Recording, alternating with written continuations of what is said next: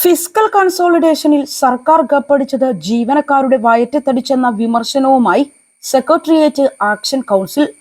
ജീവനക്കാരുടെ വയറ്റത്തടിച്ചാണ് കേരള സർക്കാർ കേന്ദ്ര സർക്കാരിന്റെയും അക്കൗണ്ടന്റ് ജനറലിന്റെയും റിസർവ് ബാങ്കിന്റെയും കണക്കിൽ ഫിസ്ക്കൽ കൺസോളിഡേഷനിൽ ബഹുമതി കരസ്ഥമാക്കിയത് എന്നാണ് സെക്രട്ടേറിയറ്റ് ആക്ഷൻ കൗൺസിലിന്റെ വിമർശനം. ബഹുമതിയുടെ പേരിൽ സർക്കാർ പ്രതിനിധികൾ ഘോരം പ്രസംഗിക്കുമ്പോൾ അതിന് പിന്നിലെ ഉഡായിപ്പുകൾ ചൂണ്ടിക്കാട്ടിയാണ് ആക്ഷൻ കൗൺസിൽ രംഗത്ത് വന്നിരിക്കുന്നത്. ശമ്പള പരിഷ്കരണ കുടിശ്ശിക, DA കുടിശ്ശിക, ലീവ് സറണ്ടർ ഇനങ്ങളിലായി ജീവനക്കാർക്കും പെൻഷൻകാർക്കും കൊടുത്തു തീർക്കാനുള്ള 42,000 കോടി രൂപ കവർന്നെടുത്താണ് സർക്കാർ ചെലവ് കുറച്ചത്.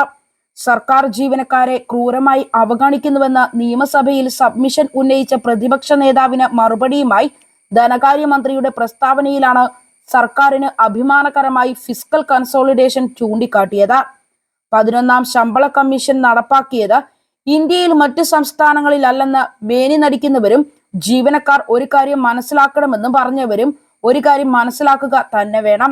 ശമ്പള പരിഷ്കരണത്തിന് ശേഷം പരിഷ്കരിച്ച അടിസ്ഥാന ശമ്പളവും നിലവിൽ കിട്ടുന്ന ക്ഷാമബദ്ധയും കൂട്ടിച്ചേർത്താൽ കിട്ടുന്ന തുകയേക്കാൾ കൂടുതലാണ് ശമ്പള പരിഷ്കരണത്തിന് മുമ്പുള്ള അടിസ്ഥാന ശമ്പളവും അർഹമായ മുഴുവൻ DAയും കൂട്ടിയാൽ കിട്ടുന്ന തുക. സർക്കാർ ജീവനക്കാർക്ക് 1000-ൽ പ്രതിമാസം 1990 രൂപ മുതൽ 14,988 രൂപ വരെ കുറവാണ് ഇപ്പോൾ കിട്ടുന്നത്. അതുകൊണ്ട് സർവീസ് വെയിറ്റേജ് പോലും ഇല്ലാതാക്കിയ 11ാം ശമ്പള പരിഷ്കരണത്തെക്കുറിച്ച് ഊറ്റം കൊള്ളാൻ ഒന്നുമില്ലെന്ന് ഓർത്തേ മതിയാകൂ. ശമ്പള പരിഷ്കരണത്തിന് ശേഷം ഏറ്റവും താഴ്ന്ന വിഭാഗത്തിന്റെ സർക്കാർ ജീവനക്കാരന്റെ ദിവസവേതനം 835 രൂപയാണ്.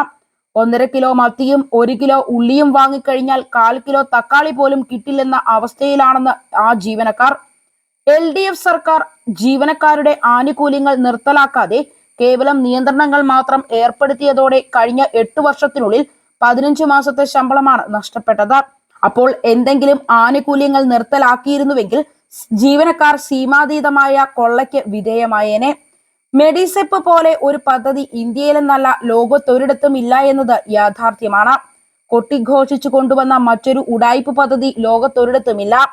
സ്വന്തം പരാജയം മറയ്ക്കാൻ ജീവനക്കാരുടെ വയറ്റത്തടിച്ചു നേടിയ ബഹുമതിയിൽ ഊറ്റം കൊള്ളുന്ന സർക്കാർ ഇനിയെങ്കിലും യാഥാർത്ഥ്യബോധത്തോടെ നീങ്ങണം.